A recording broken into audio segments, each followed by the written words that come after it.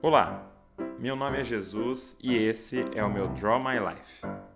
Eu nasci há 2017 anos atrás em Belém, uma cidadezinha que fica no Oriente Médio. Eu sou filho de uma moça chamada Maria, que estava prometida em casamento a um jovem chamado José.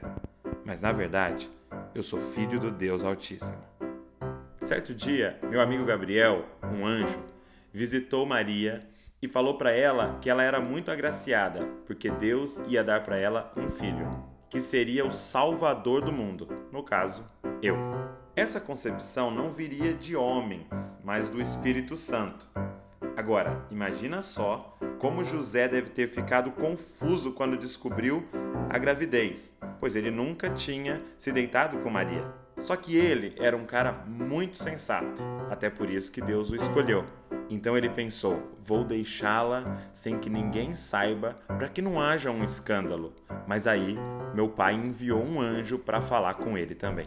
A partir daí, foi só alegria, pois José e Maria sabiam que eles estavam sendo um canal para trazer ao mundo Emanuel, Deus conosco. Maria já estava bem no final da gestação quando meus pais foram fazer o recenseamento na cidade natal, em Belém.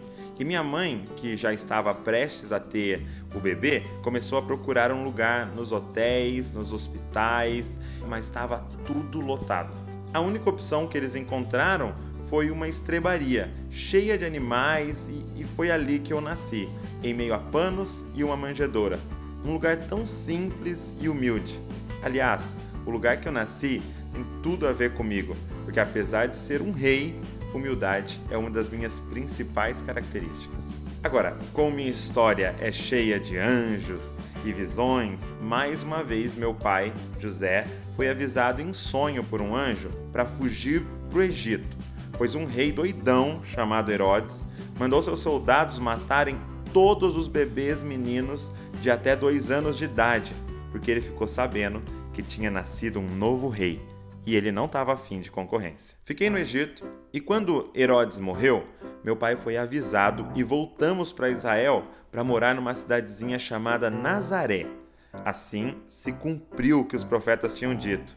Eu seria chamado o Nazareno. Eu fui crescendo, forte, saudável, cheio de favor da parte de Deus e rico em sabedoria. Desde muito cedo a sabedoria era algo que chamava atenção em mim. E aí chega a parte mais importante da minha história. Meu primo João era um cara fantástico. Aliás, dos nascidos de mulher, não houve ninguém maior do que João Batista. Ele estava no Jordão, um rio, batizando as pessoas. Aos meus 30 anos, eu fui me batizar com ele e lá aconteceu algo muito especial.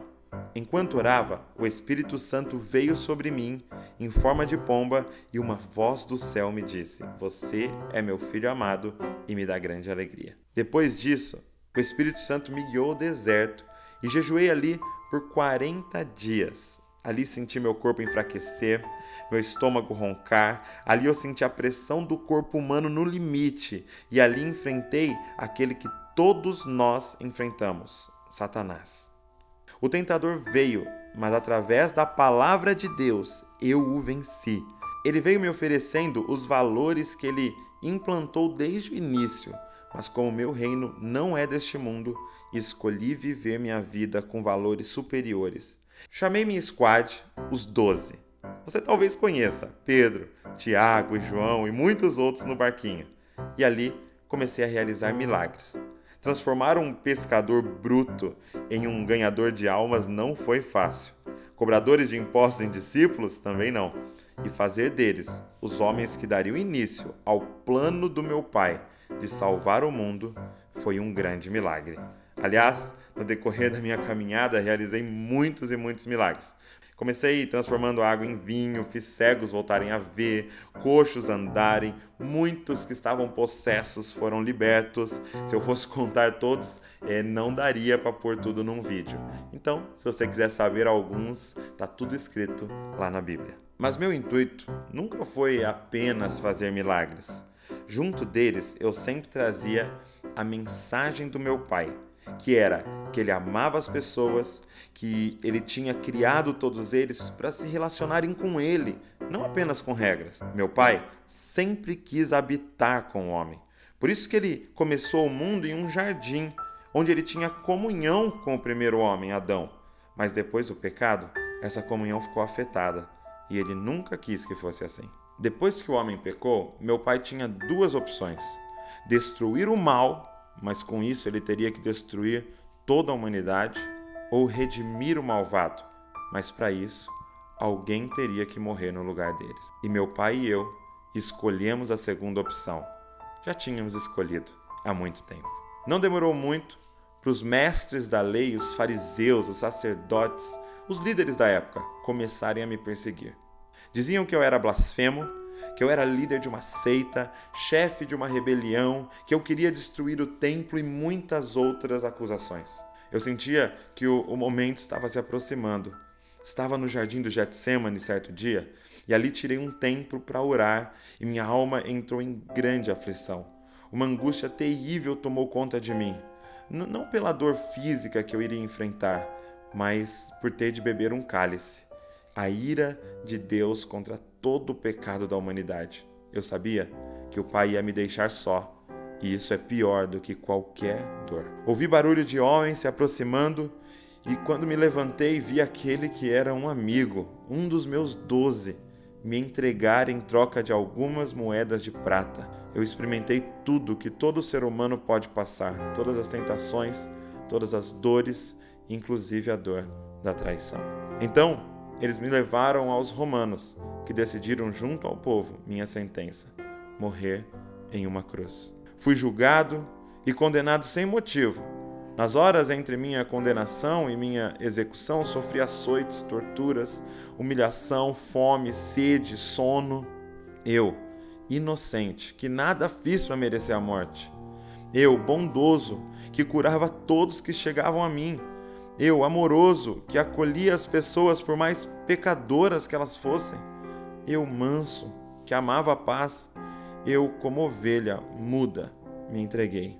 Fui pendurado naquele madeiro, naquela cruz. Eles pensaram que estavam me calando, me matando, mas na verdade, eu mesmo me entreguei. Me entreguei por amor, me entreguei por você, me entreguei para salvar e reconciliar o mundo com meu Pai. Depois de 3 dias, a morte não pôde me conter. Ressuscitei, mas não com o mesmo corpo, agora com um corpo glorificado, que não experimentaria mais morte, dor, aflição, e ganhei um nome acima de todo nome, e todo aquele que crê em mim não morre, mas tem a vida eterna. Eu sou Jesus Cristo, o caminho, a verdade e a vida, e ninguém vem ao Pai a não ser por mim.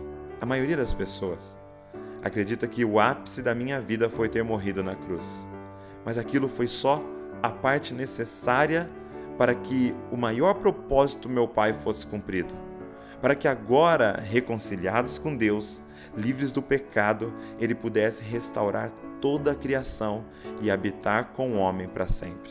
Eu quero fazer de vocês um filho para o Pai, um membro para o meu corpo e um templo para o meu Espírito Santo, e viveremos juntos para sempre. E aí, você topa?